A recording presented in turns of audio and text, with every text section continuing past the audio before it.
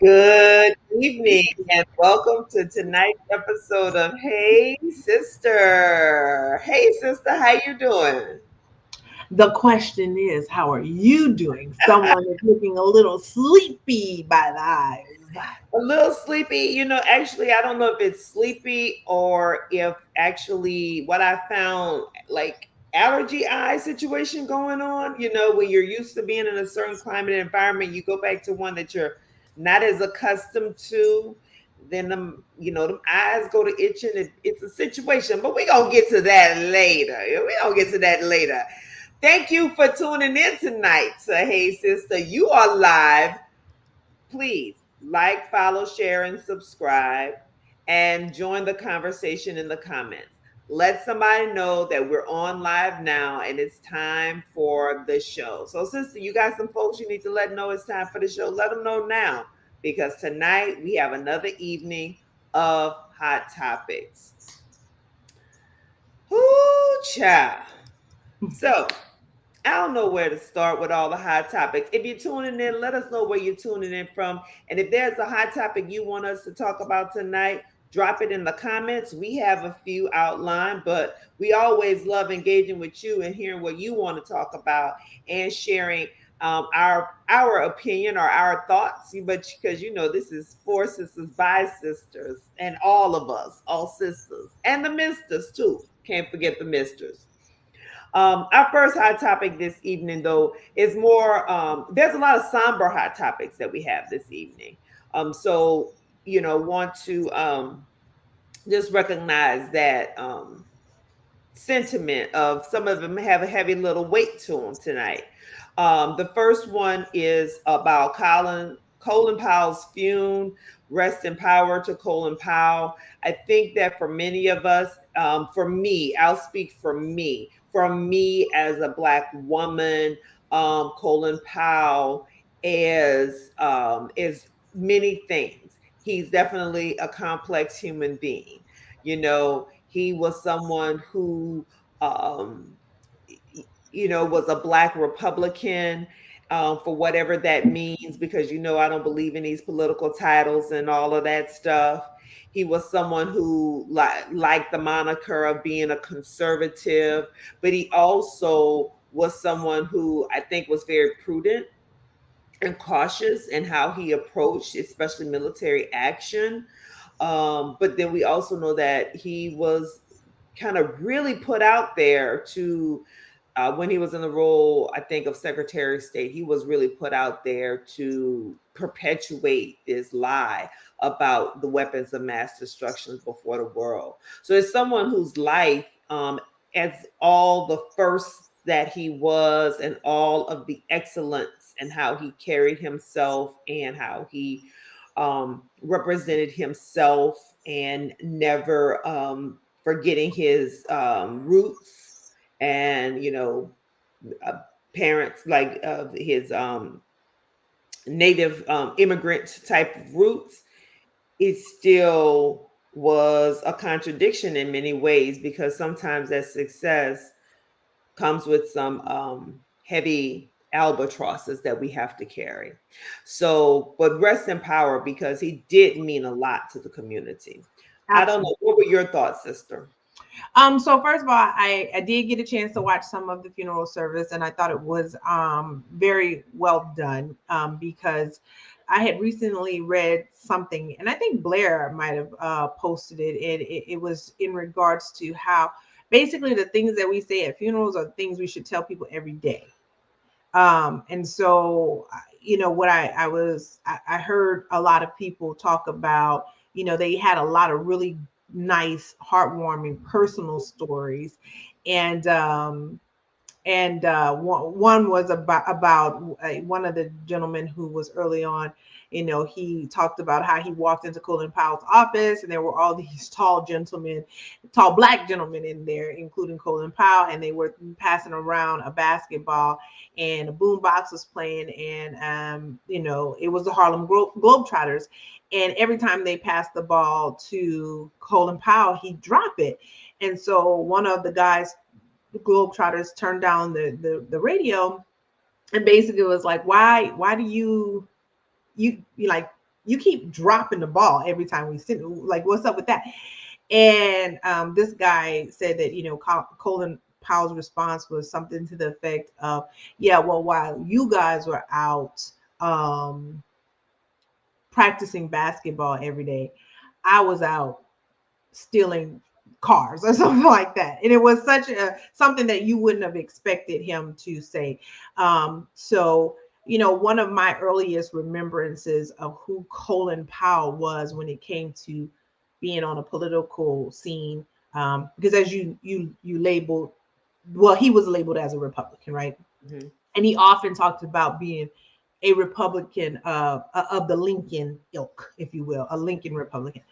And I remember when he spoke at the Republican National Convention many years ago, um, and he was pro affirmative action, and affirmative action was one of the buzzwords like critical race theory is today. Mhm. And I remember he made such an eloquent connection to how absurd it was for them sort of to be anti affirmative action but pro legacy clauses at Ivy League universities. Mhm. And so, for that reason, I think that he was an exceptional man who recognized that yes, indeed, inequities exist, and when you want a more perfect union, it's just that you have a desire to get to a more perfect union, but it's not perfect as it is. And so, like you said, rest in power, because he certainly was an incredible figure. And his son Michael Powell delivered what was a very extraordinary, eulogy to his father, or memorial to his father. So rest in power to Colin Powell. Yeah. And I think one of the things that if we all have a well-lived life, there will be some contradiction in our life. Hmm. There will be some complexity and layers to who we are and how we show up in this world. And there should be some evolving in who we are and how we show up in this world. And I think we could definitely say that about him. He lived a good life and he had a life well lived. We're going to drop in the chat a link to a story about him, and take a read at your convenience. We have a couple folks tuning in. Got a good evening from Nicole Greenwood. Hey, Nicole. Yes, Tita. Yes, she's talking about that life well lived comment there. So if you live a good life, we're gonna have a life of contradiction, and I think that's okay, because I really think that's what life is all about. It's that growth process, that evolution, um, until the day we stop learning, and that's the day when we depart. So, Or we um, hope it is. we hope it is. Maybe there is some more learning to be done in another realm. Well, and we would hope that people don't stop learning before that day comes. There we go. So, another somber topic for us this evening is, right now there is, and I titled it this way on purpose, y'all, Trial of Those Who Killed Ahmaud Arbery. Because one of the things that and many of your news stations, you'll see it's the trial of Ahmaud Arbery. Well, Ahmaud Arbery is deceased; he's not on trial. Well, it was the death of Ahmaud Or Arbery. it's the death of Ahmaud Arbery, but it's more than a death because he was hunted down and killed. He was murdered. Um, and so you watched some of the trial. I didn't really watch any of it, because sometimes I have to save my energy for other things. But tell us, what were some of your takeaways? Yeah, so immediately I thought that the prosecution did a good job of laying out their opening argument. There was a point. So, first of all, let me just say this: technology clearly messes everybody up, because in these courtrooms, it got to the point that at one point when the defense was up, the judge was like, what are you doing? Stop. Like, and then he said, and the defense attorney said something like, what, I was just trying to, he was like, but if you move it, like, it could all cut off. So and he was talking about, the computer and the screens. But I'm like, do they have projectors? Not like projectors. I'm talking about, with the ones where they used to put the, like, it just, they had a whole lot. And And you I put mean, how that little plastic, that little film over. they had all kind of stuff happening. But anyway, so I thought that she laid out a great opening argument or opening statement or whatever, because then that became a thing about whether or not you can argue versus just make a statement in the beginning. And but his mother made an audible noise once they showed the footage, and the first time they showed it, the sound wasn't included. um and from what the commenters noted, that some jurors put their head down and different things. But after that, the defense immediately began with, again, this whole conversation about what is an opening statement versus arguing or making arguments in terms of how the legalities of it all. Look, I'm not a lawyer, so ask someone who is, or do some research, figure it out. But I what struck me was that there was an immediate call for a mistrial. They moved for a mistrial. And I was happy that the judge was like, no, we're not doing that. And so, in the same way, I felt like the defense had a very long, lengthy, they did theirs. So I guess they're taking each person separately. So they did theirs based on Travis McMichael first, the son. That's who they were laying theirs out first. And they were talking about all these things that happened years ago.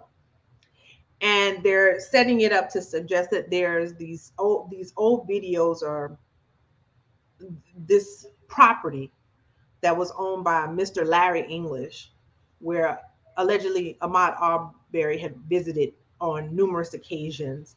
But seemingly every time Mr. English called the police and the police got there, Mr. Arbery was gone.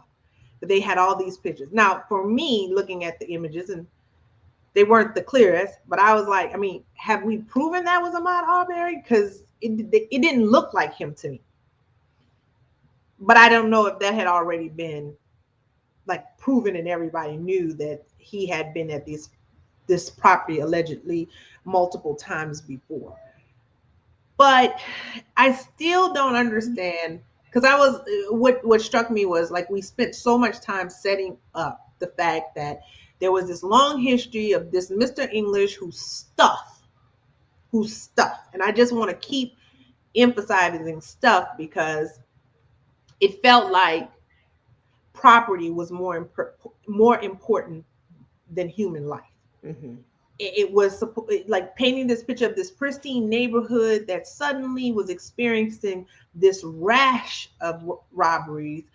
And this man was building this home to retire, and all his stuff this person kept coming to his house. Stuff was disappearing. He had his home, his boats there, and he had his RV there, and his wife would stay there sometimes. And yet I'm like, but he's not the one on trial.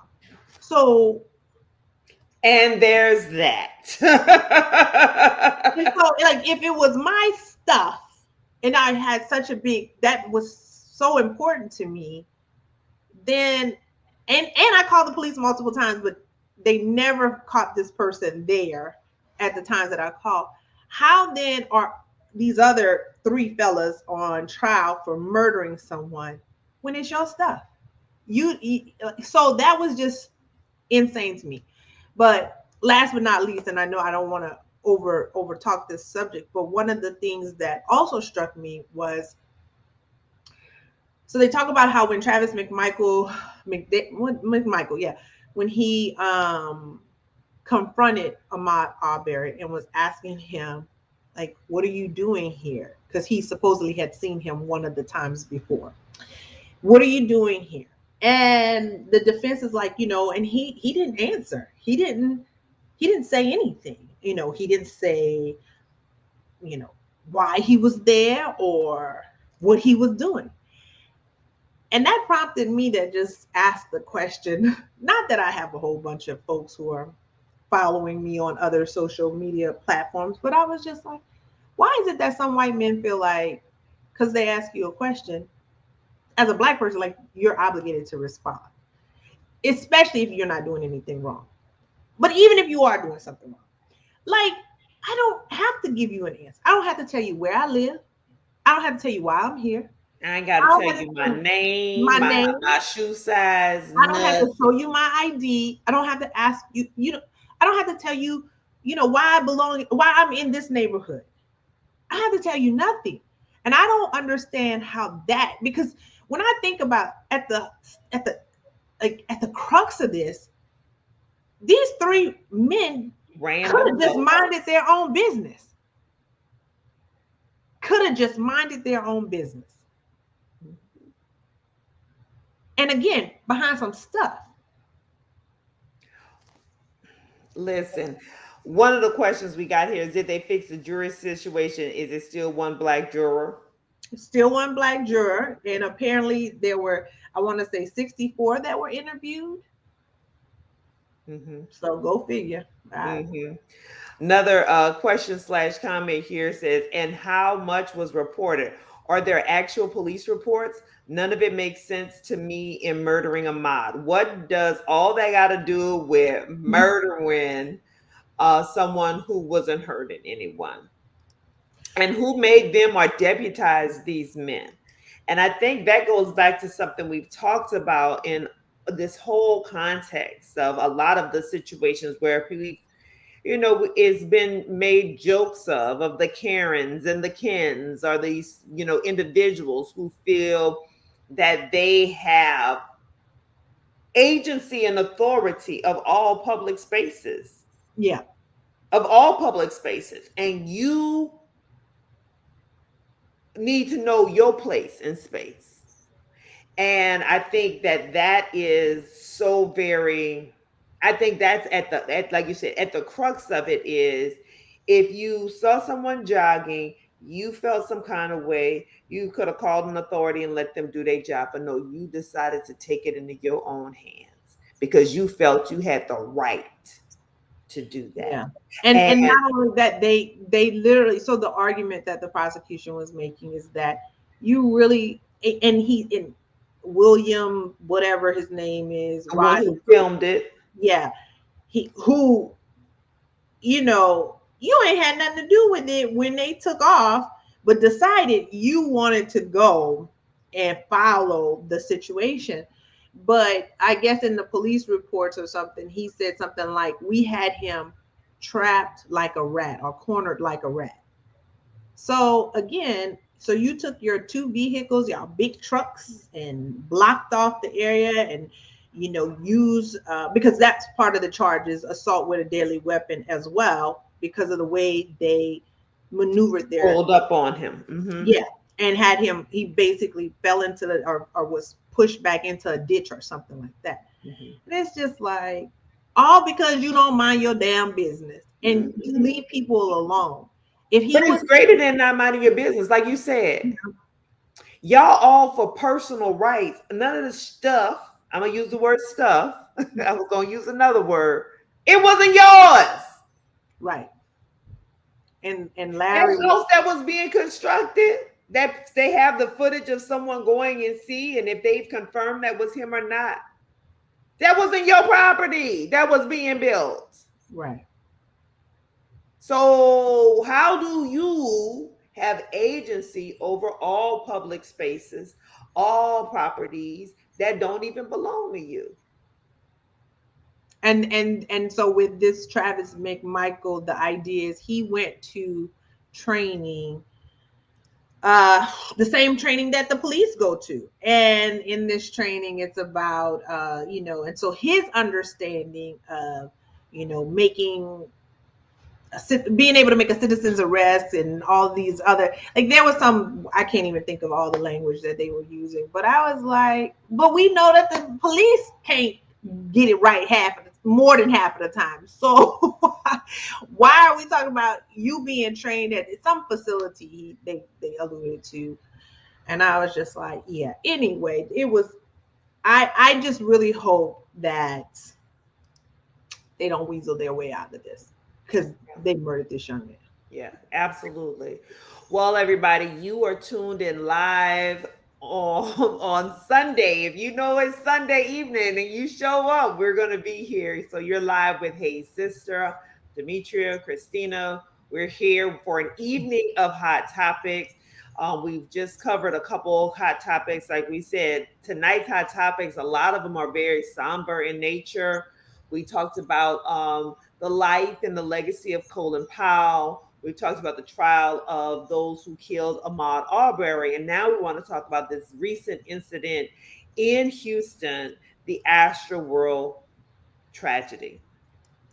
So, one Travis Scott, who, as you said, sister, when we were doing the pre-show, I don't know too many Travis Scott songs. I might know him if I heard him on the radio, but there was this festival, outdoor festival, really big. It was supposed to continue until today, but obviously it was canceled because it was a crowd of over 50,000 people where people started to really, I guess, crowd and push up. And if you've ever been in a large crowd before, you know that feeling. I know I have. You probably have too, especially at Mardi Gras. We've been in those situations where you're like, okay, wait a minute, hold on. Let me find my escape route out of this piece. Um, but actually, I think the count is 8 people died. There are many others who had injuries. There are people, and this all happened, I guess, in the hype up. This was before he even really took the stage, because when he took the stage, I saw one video where he sees the ambulance trying to get through the crowd, trying to come to some person's aid. So there's a lot more investigation to take place. But it's a real tragedy. And, you know, what do you think about these large outdoor crowds and how effectively it's managed? So I just think right now, post, well, not post, we're still in the midst of COVID. Hmm. I mean, you have to just take so many precautions that, I mean, you should already take a certain level of precaution when you have large crowds. And I don't know the equation, but I'm sure there's one for those who do large scale event planning, where for so many people, you have like one security guard or one hired officer or something for so many people. With COVID still being a thing, even though a lot of people are acting like it's not, I would I would suspect that you should probably ratchet that number up. And so it sounds like there might have been some issues with security being lacking. And like you said, the performance itself had not started, but it sounds like, unfortunately, Mr. Scott has a reputation in trying to create a high energy performance that's kind of mix of hip hop, rock and roll, and punk. He has often encouraged people to go around barricades and forget what security has to say. And I just think now shows that this is why you can't do that. Hmm. Um, because things happen and people, I mean, we all remember seeing the when we were kids, we would watch like the Michael Jackson videos and stuff like that, folks be falling out and you like, geez Louise. So I think that you have to be just extra vigilant when you have these very large crowds. I'm not sure why this one didn't adequately prepare for that. Yeah, so I'm not going to make a judgment whether it was adequately prepared or not, or maybe people weren't dispatched in the proper way. I'm not going to make any of those assumptions now. I just know that I've been in a place where, um, like on Bourbon Street, for instance, during a Mardi Gras, before those nights before Mardi Gras, where you're like so tightly knit with people that you're not even moving. It's like the crowd is moving you. right? That momentum is taken. I've been in situations like that too with Bayou Classic, and then it's like, okay, no, I got to get off this street. So let me find my way out of here so I can get out of that claustrophobic feeling, because it is very frightening. It's very scary. I've been in that situation before, and I'm sure you probably have too. And so, you know, but for several people to lose their lives, and I know there's some other reports that are coming out now saying somebody was injecting people with substances, or some people, drugs probably were involved as well. Um, So, because usually outdoor festivals, concerts, I mean, every city now in America, you smell drugs everywhere you walk, right? So, um, yeah, I think there's a lot going on. I think there's a lot still to be unfolded here. But to your point about where we are in this society today, period, with every event, I don't care what it is, the protections or the care for protections does need to be heightened and ratcheted up. Um, because we've had mass shootings at these types of events. We've had so many things happen at these large scale events out in the public sector that I don't think we can just take anything for granted anymore. And in the spirit of COVID, yeah, it was outside, but 50,000 people, y'all was real close to each other. Well, to your point, I guess I shouldn't make any assumptions about how well secured this event was, but some of the things that I was reading about the neck pricks and stuff, there were definitely, some people who felt like if the police officers are saying, let's wait until the investigation is done, then why would you also in the same statement say that somebody was being injected? And so folks felt like, that might We're have trying been to shift the narrative. Yeah. exactly. So, but prayers to all the families of those impacted. I also would say, assuming that the median age of Travis Scott fans is probably a lot less than me.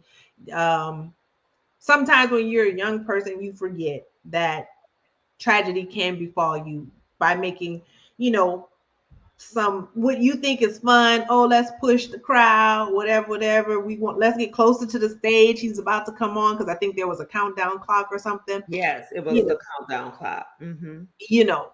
as a young person, sometimes you forget, like, if you can make a decision like that in a split second, and it can have, life altering or life ending ramifications, and we Yeah. just don't think like that sometimes. Absolutely. We had some comments. Some of these comments go back up to the Ahmaud Arbery thing we're discussing, like citizen arrest for what though? That part. Um, if he was trained, he should have known how to de-escalate things. Mm, you would think so, but maybe that's not a part of the training, and maybe that's by design as well.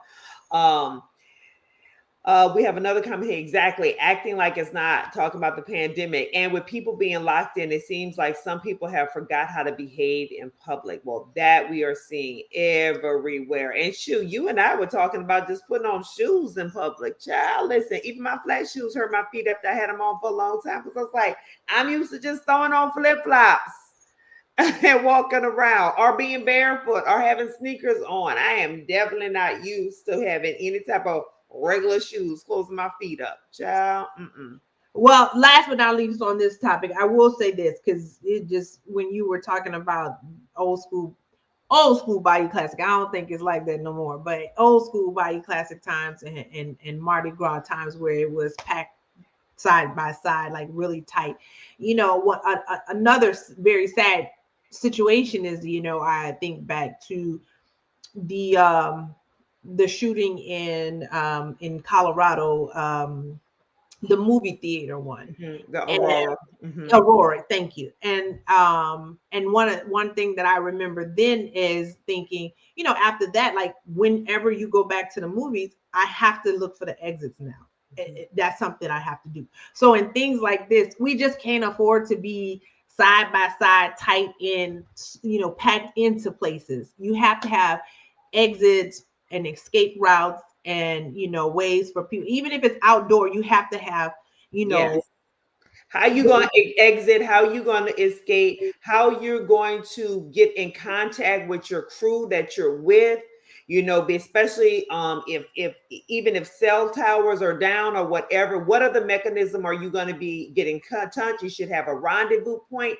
There's all these things now that you do have to think about when you're going out in the public, and engaging in large scale events. yeah. Got to So, think about it. yep. Well, you know,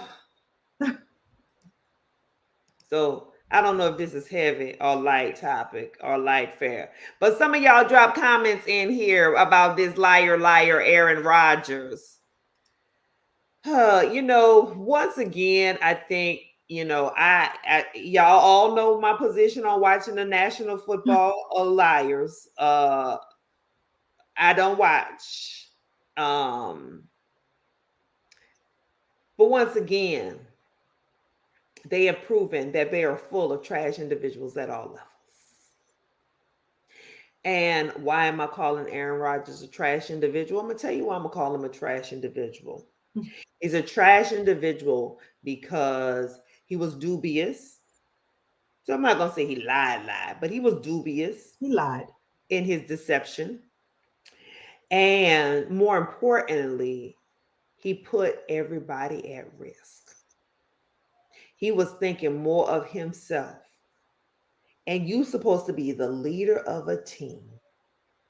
And you put everybody at risk. See, we already know he already had COVID once before. Mm-hmm. And so he put everybody at risk. Then you want to have a damn Halloween party, and what you get? Trick or treat. You got trick coming out of that party. And so he's gonna be able to play again. He's gonna sit his time out. He's gonna be able to come back and play and be lauded as one of the best who ever did it. While we have someone who made a conscientious objection for something that's right, who is still out of the league and not even on nobody's practice squad, which that bull stuff about, oh, he can't play, bull. He could be on somebody's practice squad. He could be definitely a second or third string quarterback somewhere. So don't give me that crap about Colin Kaepernick not being good enough to be on somebody's roster. That's crap. Full stop. Full stop. So, but here we are with the liar Aaron Rodgers of the world. And that's supposed to be okay. So that's why I called him a trash individual. All right then, sister. Okay. What you say, sis? Let me see. We got a couple comments. He disgusts me now. This Aaron Rodgers makes my whole head hurt. I read enough articles to come to that conclusion. He is trash. I won't say what my friend called him. Exactly. Going to be able to play again, but other NFL leaders are questioning why he's getting different treatment. We don't need to question that. That's clear as day. Well, so as someone who sometimes watches the NFL, sometimes doesn't, I didn't watch anything today. Sometimes I do, sometimes I don't. I think what I struggle with. Well, let me say this first. You brought up Colin Kaepernick. Could he be on somebody's practice squad? What I know for sure is and it may be completely false, but if at any point the New Orleans Saints decide that they're going to look at Cam Newton, they certainly could look at Colin Kaepernick. Because let's just be honest. If we look at, you certainly could do that. And I will tell you that everybody would be, if the New Orleans Saints decided to what's the word when they bring them on the team, girl? I can't even think of the word. Not recruit. What it is when they, not draft, because he's already been. When they sign them? Yes, that's a good one. Sign. I just couldn't. Okay. If they were to sign a Colin Kaepernick, the New Orleans Saints fans, not the black ones, I'm sure, but the other ones would probably be up in arms until he won his first game. Then about this many of them would be up in arms, and then if he won two in a row, welcome home. Mm. So it would only be so much anger, and I honestly that's what a lot of fan bases because And they're I'm gonna share like this what he said on this Pat McAfee show about how when he said he was immunized, he wasn't being deceptive. Let me read this quote. I'm gonna drop the article in there for y'all though. I realize I'm in the crosshairs of the woke mob right now. So before my final nail gets put in my cancel culture casket, I think I'd like to set the record straight. he Yeah. hit all the so now that I got the Colin Kaepernick, Cam Newton, New Orleans Saints. I mean, y'all do need you do need a backup quarterback. Before I get deep in, now that I'm finished with that, Aaron Rodgers lied, and like you said, he was intentionally deceptive. There are lies of omission and commission. End of the day, and you decided to omit the fact when you were asked specifically if you were vaccinated, you said you were immunized. And you chose that word very deliberately. So stop acting like you didn't know why you said that. And then when you hitting us with all these woke cancel culture, uh, I'm someone who's a critical. Oh, the other quote here. Look, I'm not some sort of anti-vax flat earther. I am someone who's a critical thinker. You guys know me. I march to a beat of my own. Critical thinking, but in the next sentence, you're gonna say you took medical advice from your friend Joe Rogan, a freaking comedian and podcaster.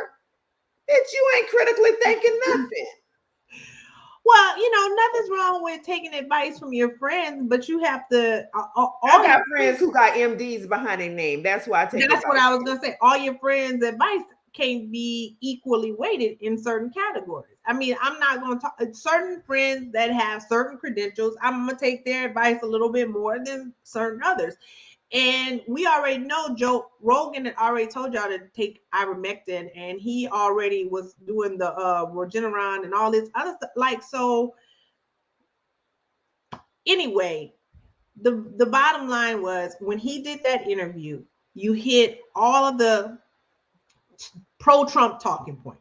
And I'm calling it pro-Trump talking points because at this point, I'm not going to say Republicans. I'm going to say there is a carve out of individuals who have decided that QAnon. Oh, we didn't even talk about them waiting for JFK, or did we talk about that last week? No, we didn't talk about JFK and JFK Jr. coming to Dallas, girl. Maybe I don't remember. Maybe we did. I don't know. But anyway, so that group of folks, the January 6th wasn't that bad, even though they was pooping in their pants. The election was stolen. The woke mob, cancel culture. Like there are these specific buzzwords that certain people are using, and at the end of the day, I think like Denise Toops said here, the bigots. And yeah. So I think that Aaron Rodgers showed us that Who he is. who he is. So And what he said, so all when he said in that interview, you guys know me. Now we do. not right, because me, I'm stupid, because I don't even like the Green Bay Packers, but I'm watching the Jake with State Farm commercial thinking you was cool. But like they say, you done put the people at jeopardy and risk. You was over there co-hosting or not co-hosting, guest hosting Jeopardy. I thought you was cool, but you have let us know who and what you are. And I think my final thing is with the NFL, look, all corporations have issues because all of them are comprised of Of people. people. That's right.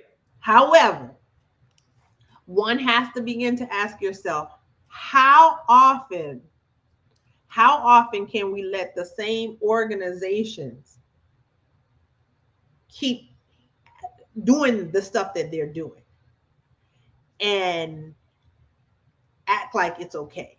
It's not. It's It's not. not.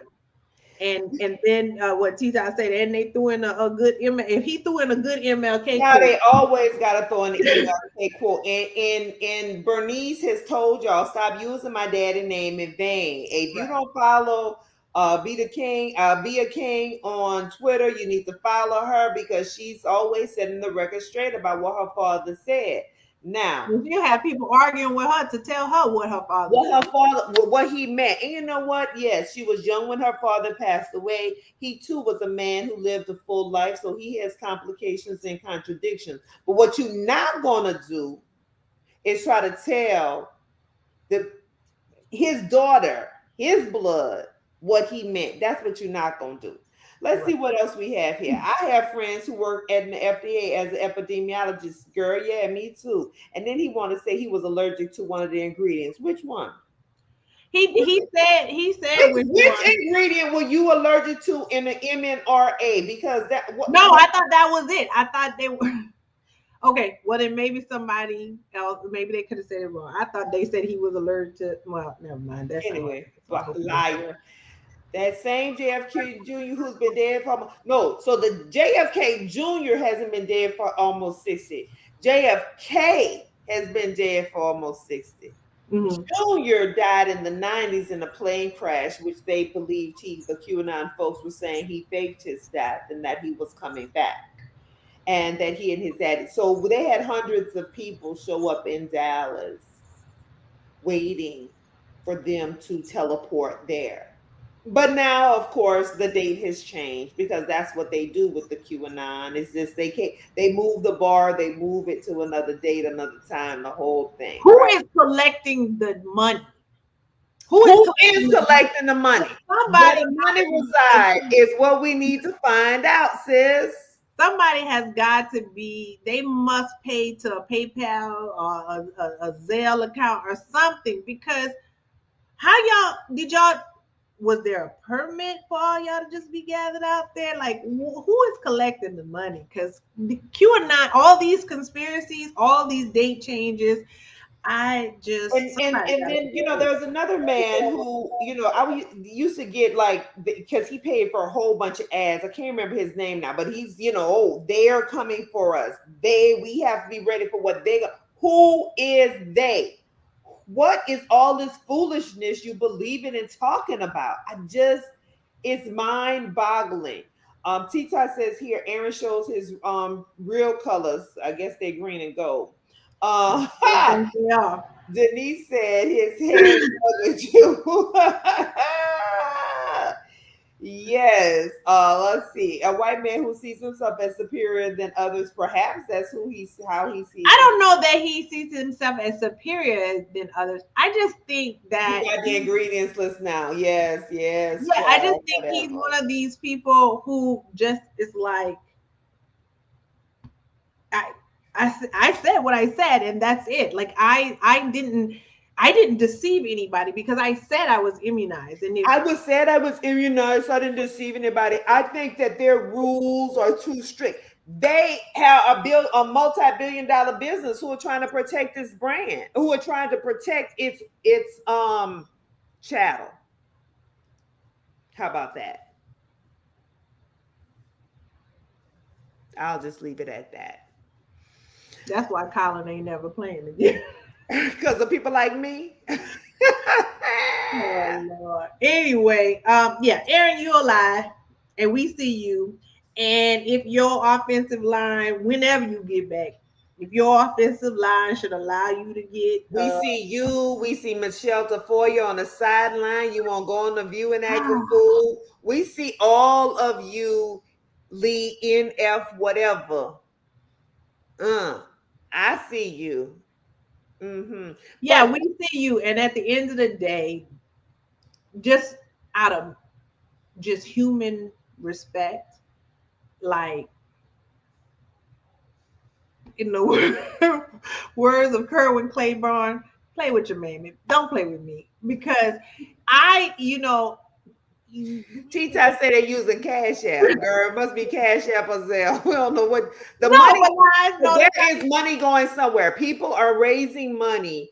They're making money. They have people making small donations. And if you get thousands of people to make small donations to perpetuate and continue these lies and misinformation, not as many people are falling out of it, because we've seen stories of the people who are like, okay, I don't believe it no more. They fall away. They're like, no, let me get back to reality. There are not as many people falling out as they are still falling Maybe in. we're just not hearing about it. I have to believe these people. I have to believe after the My Pillow man had the whole You saw what thing. happened with the Virginia election. Well, How well, about that's that? because that's folks who don't want to feel bad about nothing. They just want you to feel bad. But again, that goes back to what I was just about to say about, the human dignity, human respect part. Like, you don't have to like me. I don't have to like you. We don't have to agree, but don't try to play me like I'm stupid. That is the worst thing you can do. Don't insult my intelligence. And Who that's what said I, it? Who said it? What you said? oh, Because I said Kerwin you from Claiborne. Louisiana. Who said it? Oh, his name is Kerwin Claiborne. Actually, he's from Mississippi. He's a comedian. He's silly. He does the voiceover, the Hey Demetrius voice. Okay. Lie to your mom. Play with your mammy is what Play he's. with, play with your mammy. Lie to your mom. But whoa, But don't tell us stuff that we know. We know you were being deceptive. it's the gaslighting of it Yeah. all. And then this is what gets me. And we got some comments here. I'm late to the party. He is the biggest. It's supposed to be loser, liar. Yes, Colin's Netflix series is so good. But this is what the thing that gets me about these folks with the gaslighting. They do it with so much conviction and so much arrogance. Like, how dare you question me? How dare you say I was being deceptive? Let me tell you what I was doing. Let me set the record straight. Bitch, there ain't no record to set straight. We know. I mean, I am a fully functioning cognitive adult who has discernment and critical thinking skills, and there's nothing that you can say that's going to change the fact. So you're going to try to fix it because really, as we talked about in Sunday school today, you really saying it because you're trying to convince yourself. But baby, you go ahead and tell that lie to yourself. But you can't lie to me because I see you. I see you. And that's that. And I don't know this man from a hole in the ground. But what I do know is that when people start talking around and in circles, and they can't never give a direct answer, or they can't give a sound reason argument, they go to this circular conversation or go to something else. That means you on faulty ground and you just don't want to admit it and let it go. I would say I would have had more respect if he would have came out and said, you know what? I wasn't truthful. I had it before and I thought that gave me a certain level of protection. Now I understand from the science that that wasn't true. And I'm sorry to all my teammates and the staff and the janitors and everybody who works within this organization who I potentially put at risk. I'm sorry. If you would have did that, we wouldn't even talk about this crap. But you don't Very, have. very good point. I was just gonna say he lied to work, stay on his job. And so if somebody, Michelle Tafoya, about how many millions these guys make and no one's forcing them to do things, if he lied to stay on his job to make millions, don't turn your little funky nose up at the essential worker who has lied to stay on their job because they need to pay their bills. Hmm. You better speak on it. And that's it. He's not sorry. You're He absolutely no, he's correct. sorry. He's not apologetic. Mm. Well, then say that then, girl. Woo! Anyway, off of that topic. And so now this last topic. My sister wanted to talk about it, y'all. I didn't even say it. She said I needed to talk about it tonight, but it's all joy. I'm gonna tell y'all about the Well, ex. you didn't use the B word twice, so clearly you've been in New Orleans. Listen, you know that I was listening to Manny Fresh, so I got all kind of words that I could go with you. You know, because we need a big fine woman with some. Hey, what y'all say, sister? He need a big fine woman with some twerk in her. Work with her. He ain't got a lot Hey, of backside, but he can work with her. hey, His listen. backside is not what he says. Yes, yes, yes, yes. You know, Look, I your say voice this. all raspy. It is raspy. My voice is definitely raspy. Like I said, I think I had a lot of allergy things going on because my eyes were itching the whole week. I was doing my little nasal spray and whatever. I probably should have took a Zyrtec or one of those allergy medications. I don't need to promote no medication, but I probably should have took something. But when you're gonna have a couple of adult beverages, you might not want to mix and match with that. So that's why I made my choice. I made my choice. Okay, so that's why I'm dealing with that. But you know, it was so much joy that I had in my spirit. There was so many people, like, how this happens. You're like, well, how I missed you? Well, how did I miss you? You see the pictures posted later. You're like, wait a minute, I missed all these people. I saw all these people. Now, I didn't go hard in the party paint because that's not my ministry these days. My husband was there for working, and I brought my daughter to the tailgate as well. So I modulated a little bit this year, but it was so much joy to be had. It was so much joy to see my son thriving, and since he probably is not going to see this, so I was giving Miss Xavier a hug when she was walking around at the tailgate. I got to see her, and I was like, hey, Kristen. And she's like, oh, hey, Miss Sloan, how you doing? Because, I know all the children. And she was like, I see your son all the time. He sings in all the talent shows. I said, what? See, Auntie? I was like, okay, yeah, he's singing the homecoming talent. I said, okay, but whatever. God be the glory. He's having a good time, and enjoying his college life and the campus life, and so it's really good. And there were several of my friends and my peers who I got to see their babies. We got one who's like a P3 pharmacy student, so she's just got one more year of pharmacy school. And just seeing our babies. Some of them are freshmen, some of them are already in pharmacy school. And I got to see one of my good friends who we were in Hbcus together, and she passed away. So she's one of our classmates that passed away. But I got to see her son because he graduated in May. And I was like, well, how are you doing? He was like, well, I'm in Chicago now and I'm working in cybersecurity. I was like, that's what I'm talking about. The babies are doing their things. So it was just great. It was fully vaccinated. You had to be vaccinated. You had to submit that vaccination card when you registered. If you wanted to go up into the game, the convocation center, you had to show your vaccination card to get into the door. We had urgent care 11. I want to say shout out to Dr. Steve Jones, who's also an alum. He has an urgent care 11 there in New Orleans.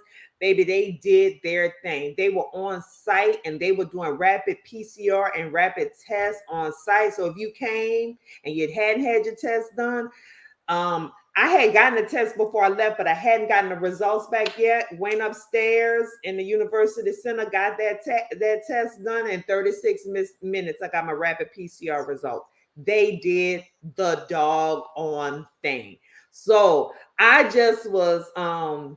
was just so happy to be back on the yard. I was so happy to see Dr. Francis. I said, how you doing, Dr. Francis, at the president's leadership breakfast? I was like, how you doing, Dr. Francis? And he said, I'm okay. He was like, I'm 90 years old. I'm okay. I said, listen, doctor, you 90 years old and you here? Hey, that's more than okay. He looked good. Obviously, he's 90, so he's not as much of that whippersnapper, but he still has that same charm and smile and is very engaging with people and takes takes his time to have a conversation with everyone, take a picture with everyone. That's just kind of who he is as a person.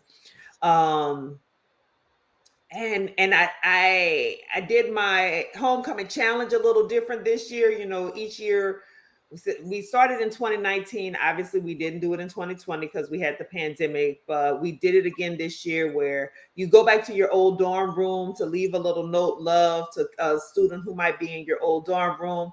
Or you kind of bless kids along the way. They have for the commuter students, they have them meet in a certain spot so people can bless them and give them love. So I just did mine differently. I sat down to this young with this on this when I was waiting for my test results, and this young lady, I was like, "Hello, how you doing?" And she was like, "Hello." I was like, "Oh, well, what's your name?" And we just started striking up a conversation, and she's telling me she was a cheerleader and she's mass communication and PR major, and do I have any social media needs that she can work on? I was like, okay, girl, let me give you some cash app. How about that?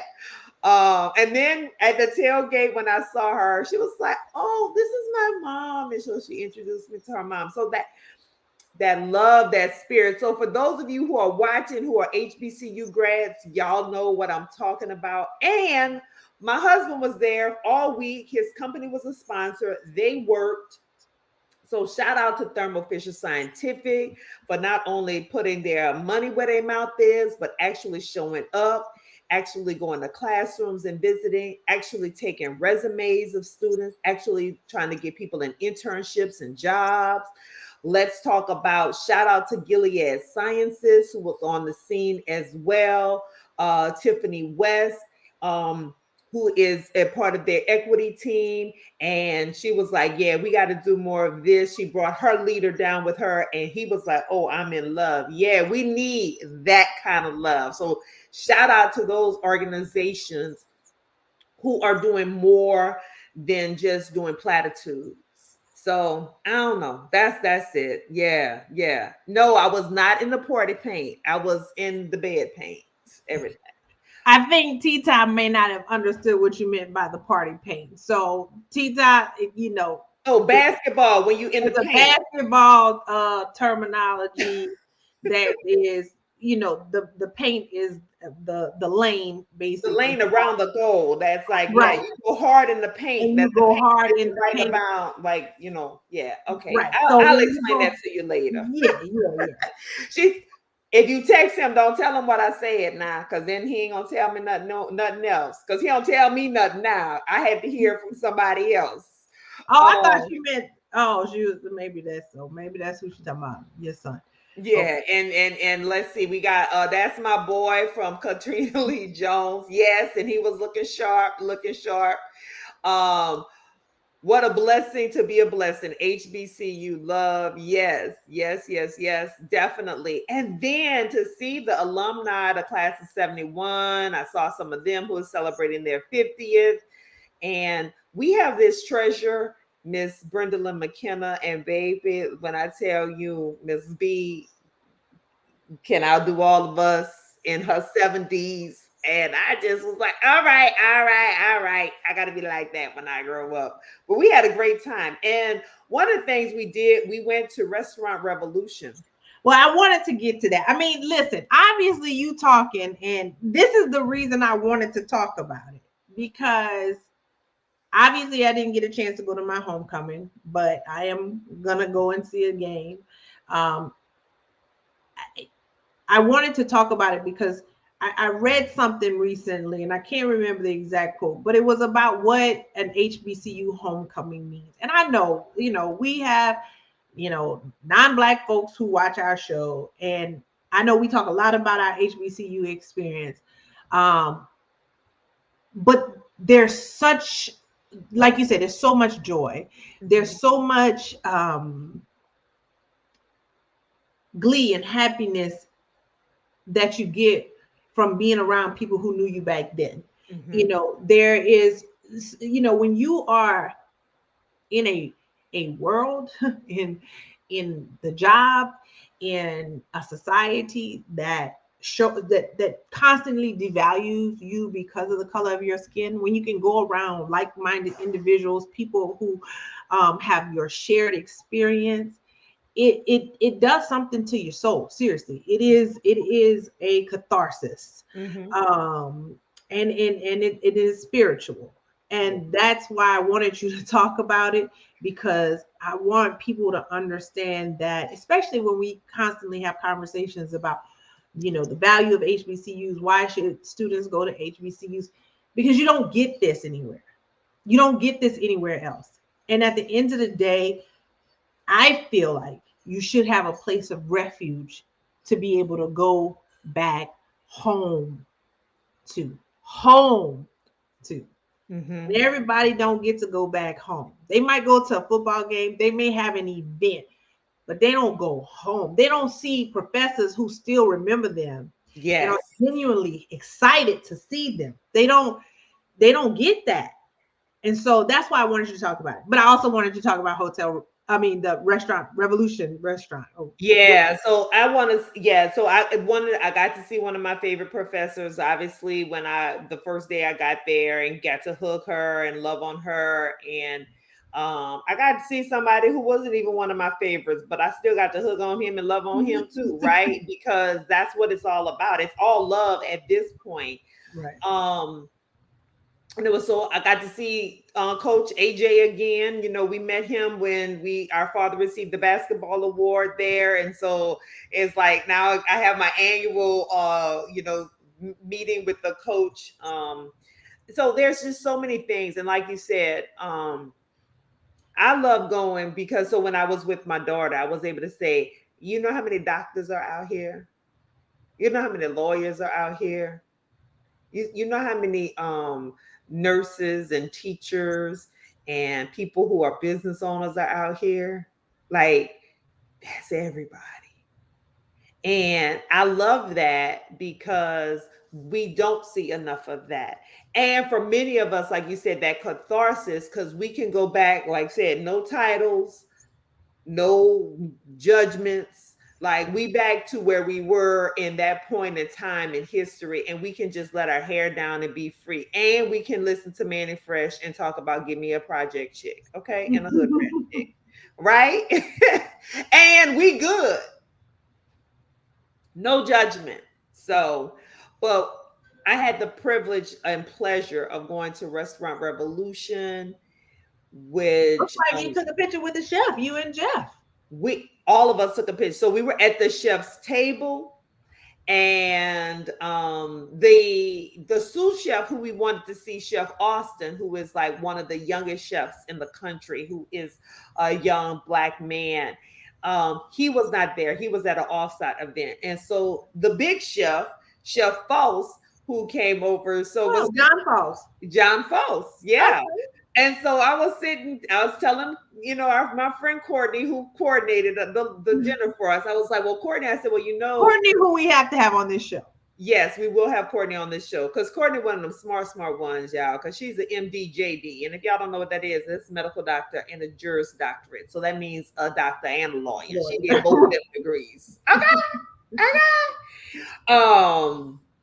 But yeah, so Courtney came on, and I was like, well, I said the chef, I said John Foss's like his culinary school is in my hometown. It's in Thibodeau, it's at Nichols, blah blah blah blah. Well, I was telling her all that, and lo and behold, who walks up, and I was like, I was just talking about you, and he said you were, and then I told him, I said, well, I'm from Thibodeau, and he was like, oh, these are my people. Y'all take care of them, throw them a little extra something. And it was really really good. I mean, listen, when Y'all you better go back. Y'all better bring me back. That's what I know. when you take a bite, because I posted about it, and then our good friend Soror Kendra Brazil was like, oh, the truffle risotto. I was like, well, they didn't have truffle risotto, but they had another type of pasta, the mushroom and truffle. When you take a bite of food and you do like y'all know that scene in Ratatouille when what's his name? What's his name? Take a bite, and then all of the senses and the thing, he started floating in the air. Girl, I took a bite of that food. I was like, and I literally was speechless on several bites of food that I took. And there was nothing that I had that was not delicious. including the cocktail. I mean, people say they muddled fruit in a cocktail. No, I like literally, this was muddled fruit, and I could see and experience and taste all the fruits that was in there. Oh my gosh. We gotta go on our HBCU tour next year. Period. Point Yes, yes. So let's see. I hate that PWI people feel they have to defend their choice of not attending the HBCU. We can brag and love and not give another a side eye. Yes, and I want to go to Tennessee State homecoming and hang out with Yes. you. And I want to go to Southern's homecoming. My husband, who's a Jackson State, who just went to his homecoming, he said he loved our homecoming. He loves the setup. He loved the way we tailgate and how it's different, and it's completely different, and that's why I want to experience it too. Because, yeah, I mean, our setup is completely different. yes. We're going to do this HBCU tour. Let us figure out. I don't know if anybody out there is a grant writer.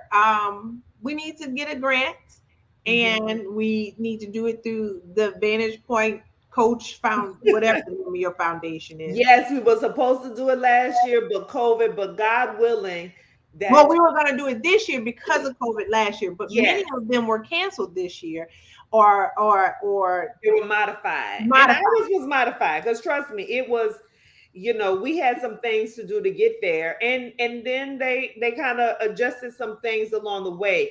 But every night, and honey, Bernard Racole, whatever the name is, who's the distributor in our area. Well, you don't need to know the name because we might need them to sponsor. We do. Because honey, they the distributor of Jameson and all that, and that VIP tent when they have they thing going on, and they did the mixology.